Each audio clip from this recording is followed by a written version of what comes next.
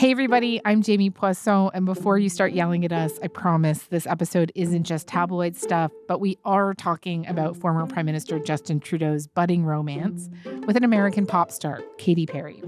First came the not-so-clear TMZ video of the two out to dinner in Montreal, and then grainy paparazzi images of the two of them on a yacht in California, images of them kissing and hugging, Trudeau shirtless but in jeans, as one does on a yacht in California. And then finally confirmation a few weeks ago, as the two attended a show hand in hand in Paris.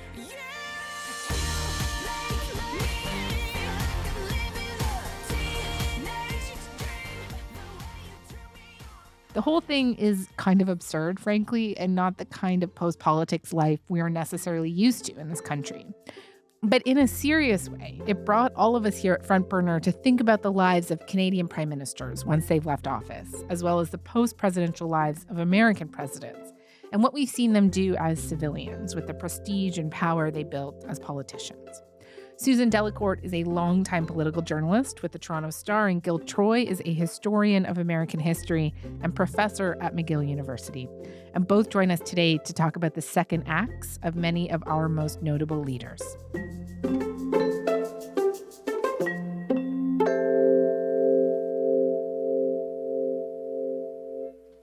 Hello to you both. Hi, great to be with you. Great to be here, Jamie. It's great to have you both on the show. Thank you so much for making the time. Why don't we begin with the reason that we are here today, the couple that inspired this episode. And that is, of course, the former Prime Minister and pop star, Justin Trudeau and Katy Perry. And Susan, you've been reporting on Ottawa for a long time. You've seen a few prime ministers come and go. You've seen many political afterlives. And was this the kind of headline that you saw coming? Nope. I would tell you definitely. I did not see this one coming. I did not have Katy Perry on my Justin Trudeau bingo card.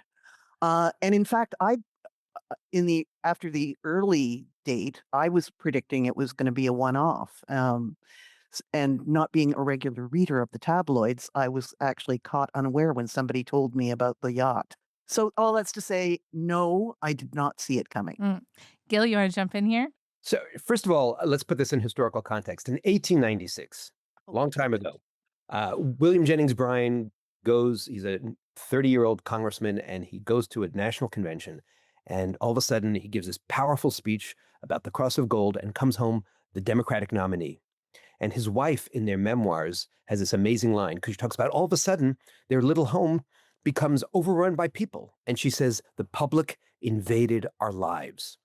And I think one of the things we're seeing is that when you go to that level of celebrity and when you go to that level of political leadership, the public invades your life, but also in some ways you become part of this group. And sometimes, we've seen Hollywood movies where they imagine kind of all the celebrities are aliens, and they do share a certain kind of understanding of what it is to not to have everything, every date you take, every time you go out to throw the garbage, potentially be a moment that will go viral. And so it's in some ways, I get the Canadian dignity thing, that it feels a little bit off. But on the other hand, on a human level, it may not be that surprising. Yeah, and Trudeau himself, he's a real he's emblematic of the confluence of these two worlds to me, celebrity and politics. The name Trudeau here is obviously kind of dynastic in this country.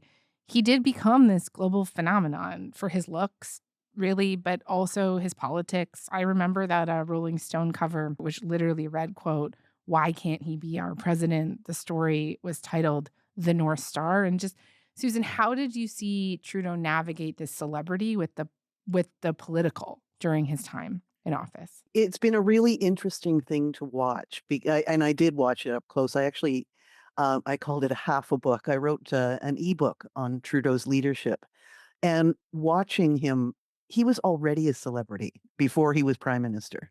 People thought that they knew him, and that played in his favor for a long time. During the famous blackface episode of the 2019 campaign, we found at the doors, and MPs and candidates were saying this, everybody said, we know Trudeau's not a racist, because people thought they knew him. There was already an understanding of who Trudeau was, and it played largely in his favor for a long time. And then, people get tired of celebrities. Again, that's why I didn't think that he would go this route, because as Gil was saying, it is kind of privacy invading to be to be a celebrity. And I have stayed in touch with Trudeau, by the way, and I thought that he was looking forward to being more of a private figure.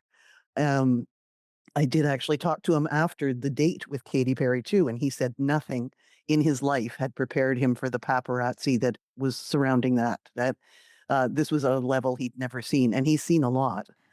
Um, so I thought again that he would choose a quieter life, Huh. but you know, he's in love. That was such an interesting anecdote that nothing prepared him for that. That's kind of shocking to me to hear that, or surprising, right? Gil, like, Especially given yeah, given his background, right? Like, it's in yeah. his genes, and I'm not talking about the genes on the yacht, right? Why did he do Margaret that? Yeah, and Pierre Elliott, yeah, right? He was raised in public in many yeah. ways. The young Trudeau said he doesn't much care what his peers think of his views. Everyone's got peer pressure at this age. I mean, there's pressure to smoke, there's pressure to do all sorts of stuff. And I've never been affected by peer pressure. Never. And the awful death of his brother was a public event in the most beautiful way also. Now the Trudeaus are trying to put their grief to good use. The family was devastated by the death of Michel, and they're hoping to educate a snowbound nation about the risks we're taking in ever-growing numbers. If Michel had decided to stay home and play chess and Nintendo, he would have been fine. But he chose to go out there, and that's what made the difference. So he's seen the two sides of it, but I think what he's basically saying, if I'm interpreted, not knowing him, is that now in the age of social media, as bad as it was, as intense as it was, as out of control as it seemed back in the 70s with Margaret and the Rolling Stones and Pierre Elliott Trudeau, and this is just a whole other level, and I get it. Mm-hmm, mm-hmm. Yeah, I mean, I do too. I know I'm kind of laughing a little bit, but that must be a lot. It's like an enormous spotlight to put on a single person. And of course, he is a civilian now, and he is entitled to his privacy. I live in the same neighborhood as Rideau Hall and 20. So I'm that sounds like a first world problem. I'm accustomed to seeing former prime ministers around here. Jean Chrétien was a neighbor after he left. Joe Clark was a neighbor. So you get used to seeing them. And my neighbors tell me I haven't had a spotting like this, but that Trudeau was spotted in the grocery store, in the drugstore, just living his civilian life.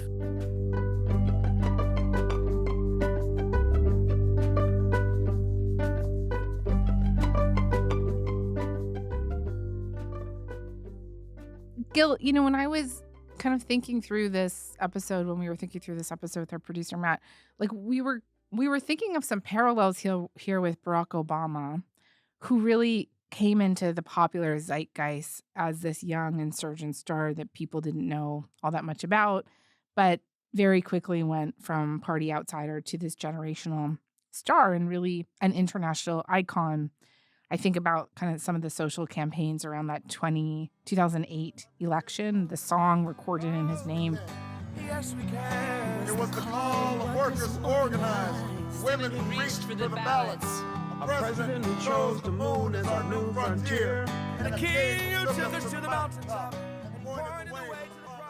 And how would you describe Barack Obama's relationship with this notion of celebrity? What parallels do you see here? What differences? It's ironic because during the 2008 campaign, and it was very much, he knew how to build that star power.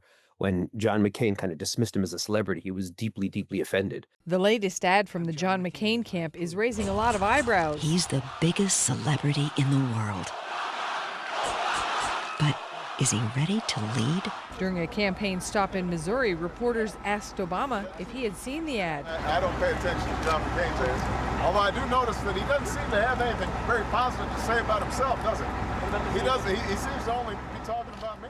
And yet, I would say certainly during his presidency and in the post-presidency, he's leaned into it. Former President Barack Obama and music legend superstar Bruce Springsteen have teamed up for a podcast to share how they came together despite being from somewhat different worlds. Is this what's going on with social media, that Oprah and I cannot go on a billionaire's boat to Tahiti with a former president of the United States and not keep it secret, for God's sake?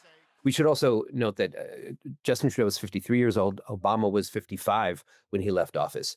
And so there's two dimensions here. One is simply the kind of the sheer star power.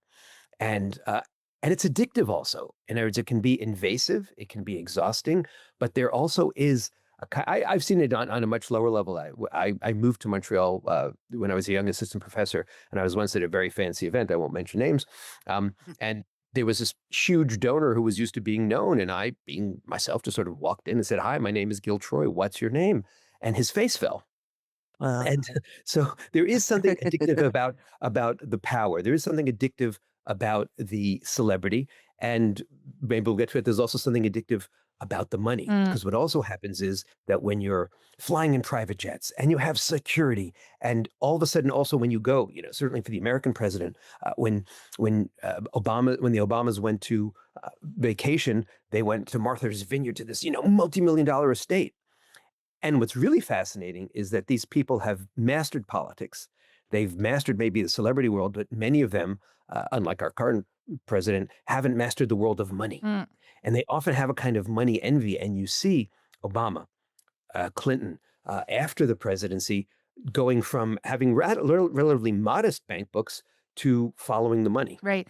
I think that Obamas were paid, $65 million for their respective memoirs by Penguin Random House. Those were just the memoirs, right?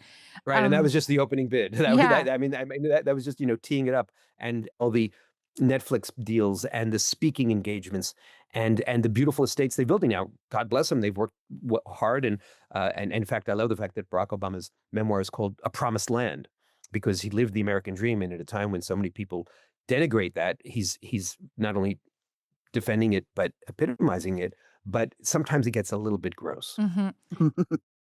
That is the big difference between the United States and Canada, is they actually, presidents leave office with an office to support them, staff, money, all of those things. In Canada, modest Canada, I'm sure our public prefers this. When you leave as prime minister, that's it. You leave with your pension, and it's a good pension, but you don't leave with an office. Over the years, you've wanted sometimes to get in touch with former prime ministers. They usually have the same people, who worked with them in the past, volunteering to field media calls for them. They don't come with an office. Wow, So volunteering. some of that is Wow. volunteering.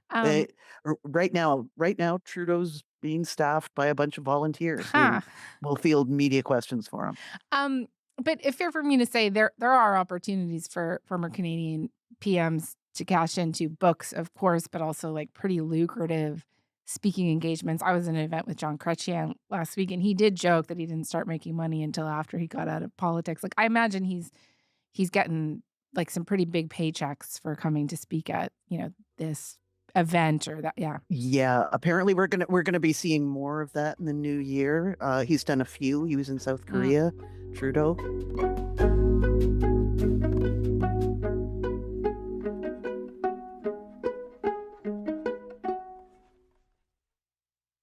Just to come back to Barack Obama with you, Susan, and Trudeau, we've been drawing some comparisons, but I also do see some differences, at least at the moment, right?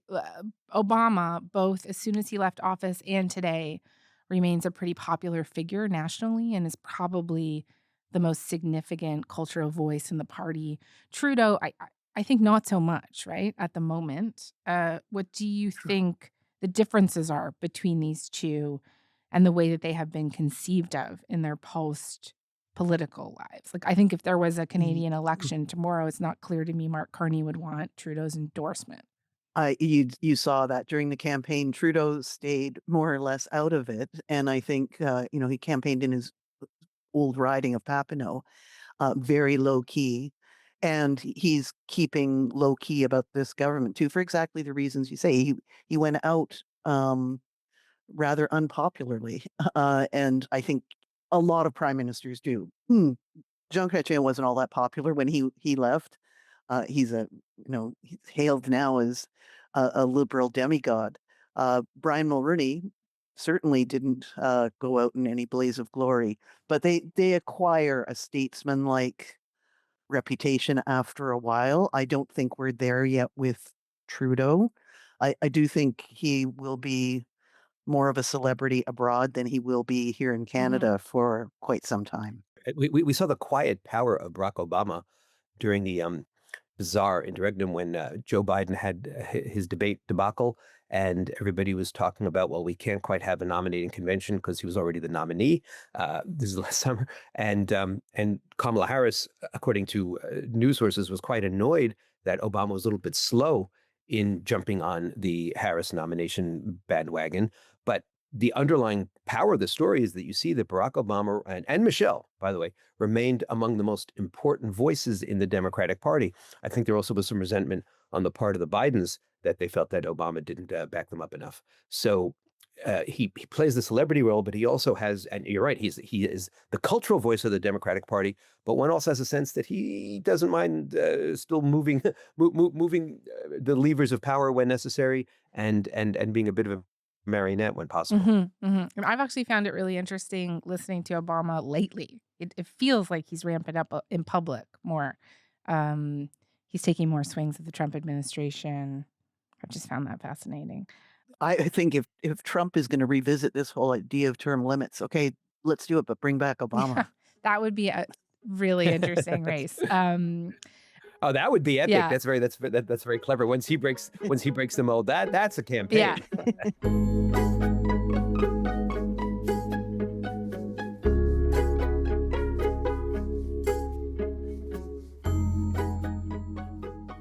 Susan, you mentioned Stephen Harper earlier.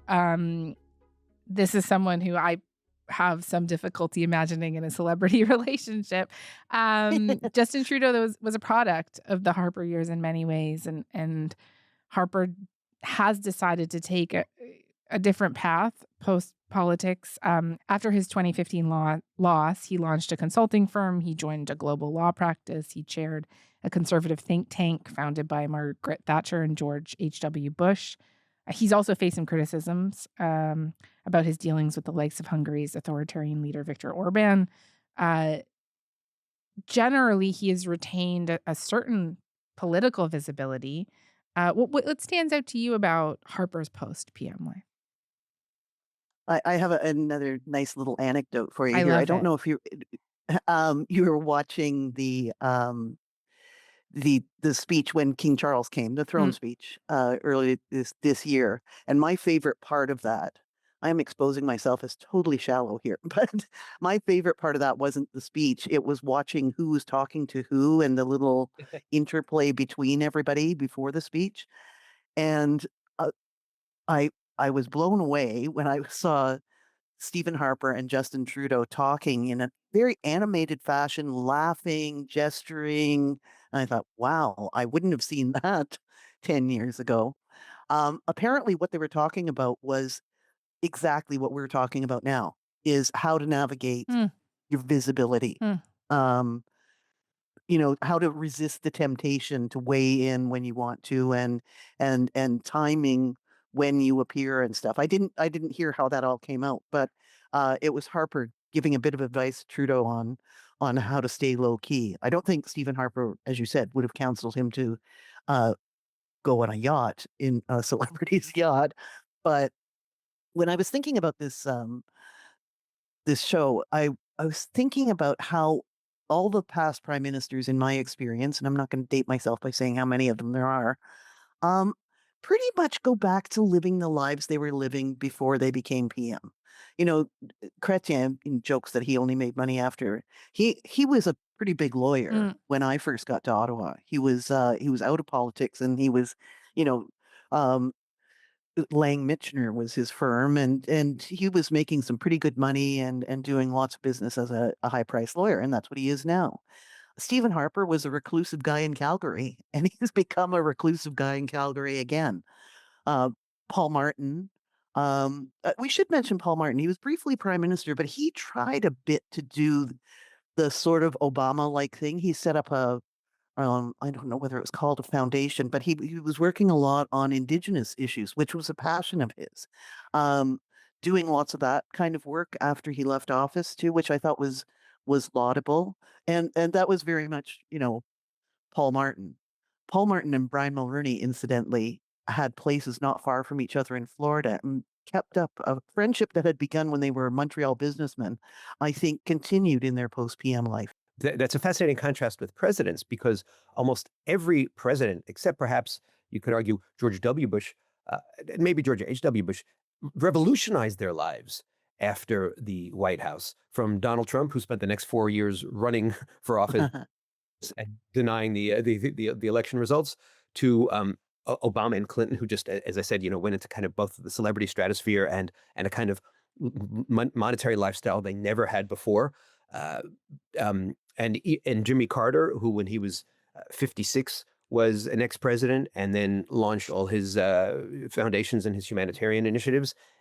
Gerald Ford, who had been a very modest Republican congressman for many years, and then all of a sudden he's on the corporate board circuit. So the presidency is usually dramatically life-changing. I think you have to go back to maybe Harry Truman also pretty much went back to Independence, Missouri.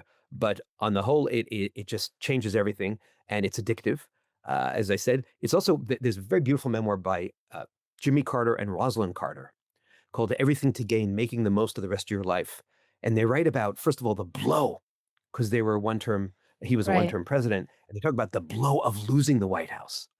And then just sort of going back to Plains, Georgia, and in Carter's case, his peanut business had gone belly up because there was a notion back then of the president not doing anything financial and not getting any financial gain during his office, and just trying to figure out, we're in our mid-50s. What do we do with the rest of our lives? And the book is Everything to Gain, Making the Most of the Rest of Your Life. It's actually a beautiful book. I've heard people say or make the argument that Carter's afterlife might actually have eclipsed his presidency. He won the Nobel Peace Prize. Ladies and gentlemen, war may sometimes be a necessary evil, but no matter how necessary, it is always evil, never a good.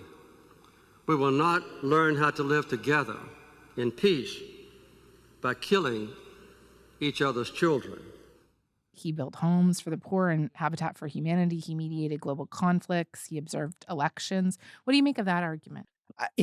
I was at a conference back in the Carter Center about 15, 20 years ago, and it was fascinating because first everybody talked about his amazing 1976 presidential election and what a genius he was, and how he came from nowhere and he was this unknown Southern governor, and all of a sudden, boom, became president of the United States in the post-Watergate era. And then they talked about his post-presidency as he was the male Mother Teresa, and he was practically an American saint, and all the amazing, wonderful things he did. And then they talked about his presidency as this disaster. And I said, are we talking about the same person? And now, obviously, there are certain values that flow through. Obviously, the presidency is a very different kind of job, but it was very funny the degree to which people just sort of kind of wanted to kind of tell one narrative, then a second narrative, then a third narrative. But indeed, I didn't always agree with every position Carter took, but I think he was very much aware of Ford. And while there was a lot of respect for Ford, there was a certain feeling that he had monetized the presidency a little bit too much. And Carter was much more careful. And he said, wow, I have this opportunity now. And indeed, we should add, not only does the president get a staff, but most presidents then get involved in building these presidential libraries, which the presidential libraries are paid for by the National Archives, and they are formal legal bodies that collect all the papers in the White House and all the president's papers. But then there's always a second part of a museum and a foundation that is basically dedicated to perpetuating the president's legacy and values. And Jimmy Carter, like many of them, used that as really the launching pad And he really turned his life around. And you have to kind of say, again, just sort of on a human level, it's very impressive to see someone who's just devastated. He didn't think he was going to lose, and he lost to somebody whom we have to go back to the 1980s. He looked at Ronald Reagan as a threat to democracy, as a right-wing maniac, as a moron. Those are words that were thrown around. So it was a double blow. He felt like he had let the American people down, and he had lost his office. And from that moment of devastation to then have, first of all, a very long run of it, he only recently died, and do good works, but also find purpose is, I think, something that all of us can learn, that even in your 50s and 60s, you can pivot and you can overcome blows and you can make something about the rest of your life. The last U.S. president that I wanted to ask you about specifically was George W. Bush, Gil, whose post-presidential life might be one of the more surprising reinventions in modern politics, maybe. The man defined by the Iraq War has spent his political afterlife painting portraits, kind of the opposite of Carter, right? Often of immigrants and soldiers, although sometimes I think of like animals. Good. And so I hired an instructor, and the art community wasn't exactly my base of support when I ran for office. And so the instructor was slightly nervous. She said, "Your objective?" I said, "There's a Rembrandt trapped in this body, and your job is to find him." How do you interpret that transformation? Is this an act of personal reckoning or a way of softening or reshaping his legacy in the public imagination, you think? I think actually it was much more authentic. I think it was much more that, he had a previous life, which he quite enjoyed, a non-political life. He had been a part owner of the Texas Rangers, a baseball team. And he just wanted to go back to the ranch and go back to his life. I think the presidency was extremely stressful for him. I think the storms around it were not his thing. But we should also do a flow through, which links, I think, both the conversation about Canadian prime ministers and presidents. There's something really powerful and very lowercase d democratic about the conversation we're having. That most presidents, most prime ministers have a certain humility, which is not the character trait that gets them into office. And they understand that after the office, it's really not for them to politic. And while, as I said, Obama's been behind the scenes, and we see many of them are still in the public eye, they do have clear red lines about not trying to micromanage their successor and not trying to continue to dominate the news. Again, with Trump, it was, as always, it was a bit of an exception. Yes. And I think that's actually, and so when we talk about, the story that you told, Susan, about two prime ministers chatting, when we go and see at presidential funerals, all the presidents and the former first ladies lined up in a row. So you get this certain sense of a club, but you also get a certain sense of people who have a certain kind of respect for the sacred nature of their role and the civic virtue involved. And I think at a time when those values are being coarsened and being undermined, it's important to really acknowledge all of them, because any one of them could have used their post-presidency to be demagogic and to harm Canada or the United States. And I think on the whole, most of them haven't. And I think it's when we sit and look at the list of all of them, they've done much, much more good than harm. And I think that's actually very moving and could be a nice model for all of us to learn from.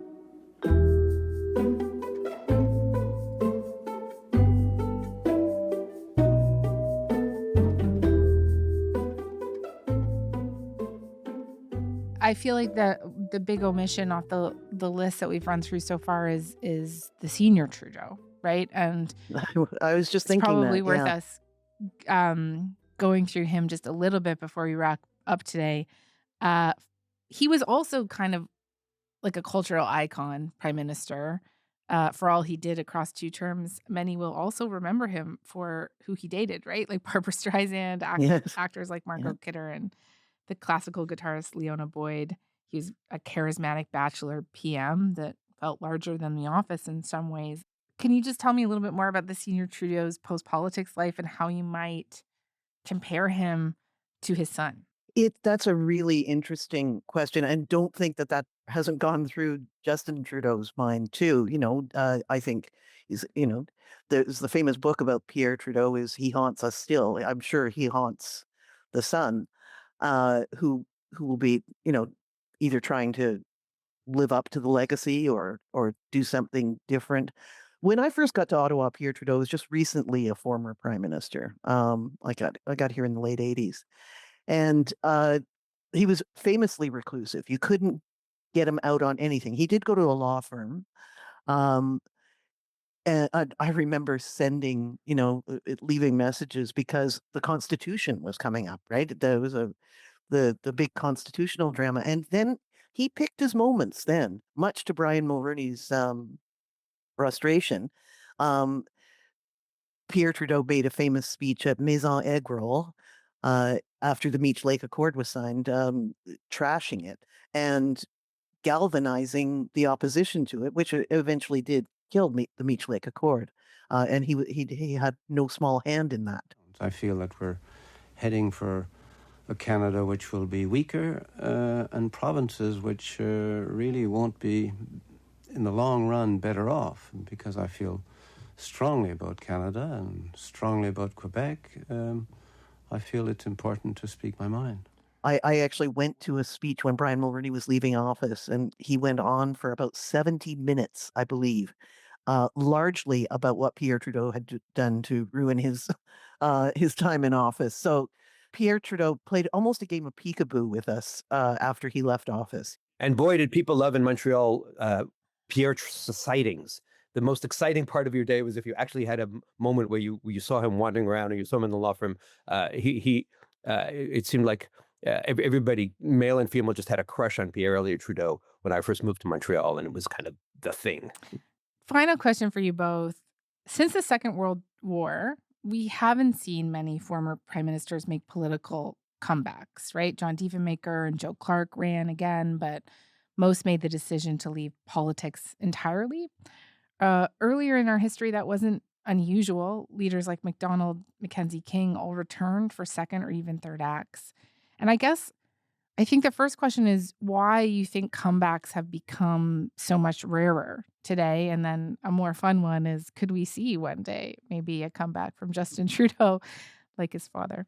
I think this goes to what we were talking about earlier, is by the time prime ministers leave office, if they've spent any long amount of time in the public eye, the public gets tired. Celebrity or political celebrity, as they call it, the old saying, politics is show business for ugly people. Never say never, but I think also the job is hugely demanding.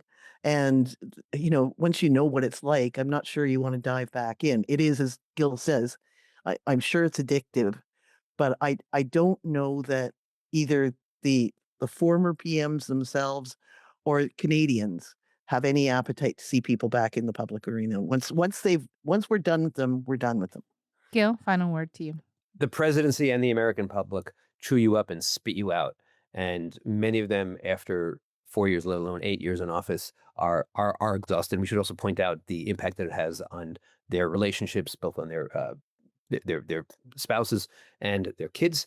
I think also the American people have much shorter attention span than they used to, and much less respect for the power of the office. But we should also again end on a high note. That beautiful idea, that powerful idea that George Washington injected of the two-term tradition has also put limits, which is basically saying that, yes, at that moment, you are the most important person in your mind, but in the mind of the American people, and often in Americans' case, they see it as the most important person in the world.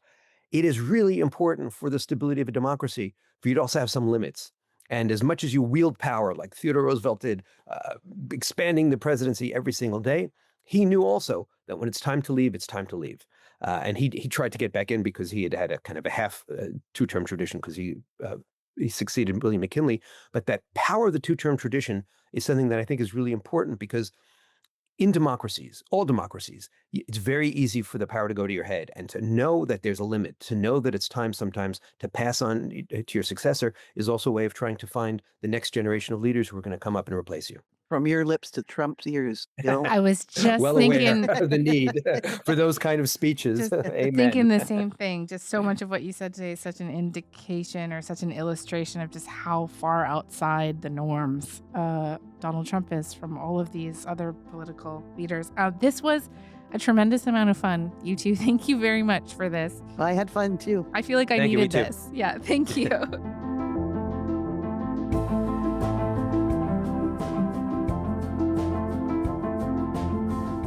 All right, that's all for today. I'm Jamie Poisson. Thanks so much for listening. Talk to you tomorrow.